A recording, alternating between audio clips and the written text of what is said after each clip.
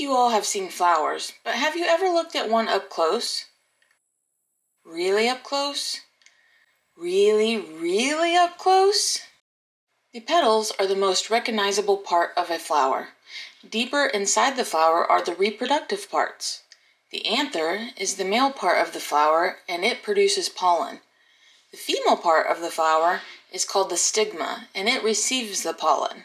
There are several forms of pollination. Some plants have very lightweight pollen that floats in the wind to reach other flowers. Let's take a closer look at that wind pollination. Do you see the yellow cloud of pollen? Some flowers can self-pollinate. This is where the pollen moves from the anther to the stigma of the same flower. Many plants use cross-pollination, where they encourage insects to move the pollen from flower to flower with nectar. Insects use pollen and nectar for food, and plants need the pollen to reproduce. In this way, flowers and insects help each other. This relationship is called mutualism. Nectar is found at the base of a flower's stamens. When trying to reach the nectar, the insect ends up rubbing against the anther, which causes pollen to stick to the insect. When the pollinator visits another flower of the same kind, the pollen from the first flower sticks to the stigma of the other flower. For example, a butterfly uses its proboscis to reach the nectar. While it is sipping up the nectar, pollen sticks to its legs and wings. Bees have hairy bodies and legs that collect pollen. Some bees have special structures on their legs called pollen baskets, which allow them to carry more pollen. When they visit the next flower, some of the pollen on their legs gets on the female part, the stigma of the flower. If the pollination is successful, a seed develops. Do you see the bright yellow pollen on this bee's legs? Did you ever wonder why flowers come in so many different shapes, sizes, and colors? Why do some smell like perfume and others smell bad or have no scent at all? Plants and their pollinators have adapted some physical characteristics over time to help ensure that pollination occurs. Flowers attract certain pollinators with their physical characteristics like color and shape. Some pollinators are only able to get pollen and nectar from a few or even just one kind of flower.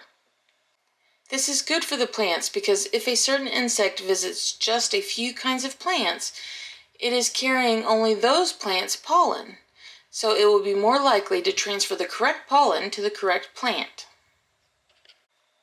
Flowers that are bright white, yellow, or blue with a mild, pleasant scent and a flat shape are attractive to bees.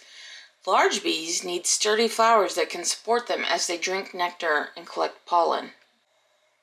Butterflies visit flowers that are brightly colored, that are tube-shaped, because they can reach the nectar inside with their proboscis. What kind of insect might be attracted to a flower that is dark brown or purple and smells bad? You guessed it, flies are attracted to rotting meat, so if a flower can resemble rotting meat, it can attract flies to pollinate it. Moths are more active at night, so they like to sip nectar from white flowers because they are easier to see in the dark. They are also fragrant with a strong, sweet smell to help the moths find the flower. Beetles pollinate bowl-shaped flowers that have no odor or are strongly fragrant like this magnolia. We have only scratched the surface of how pollination works, the different types of flower characteristics, as well as insect adaptations. Without pollinators transferring pollen from one flower to the next, many plants would not be able to reproduce and create seeds so new plants can grow. Some scientists estimate that 1 out of every 3 bites of food we eat exists because of insect pollinators. So, the next time you are outside, make sure you take a moment to observe the diversity of flowers and the many pollinators hard at work.